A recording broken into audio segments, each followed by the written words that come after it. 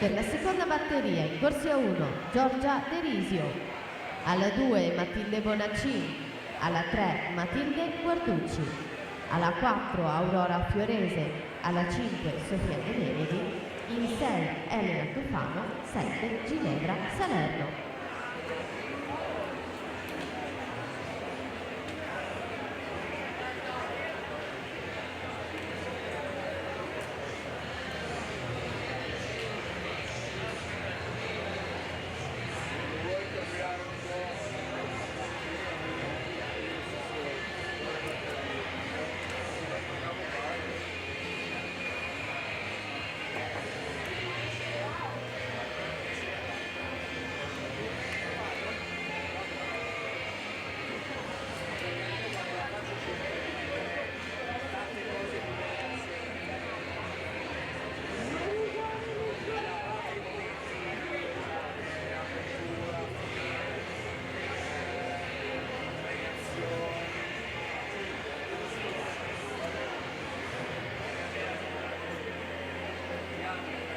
Diamo i finalisti quindi dei 100 d'orso assoluti maschi.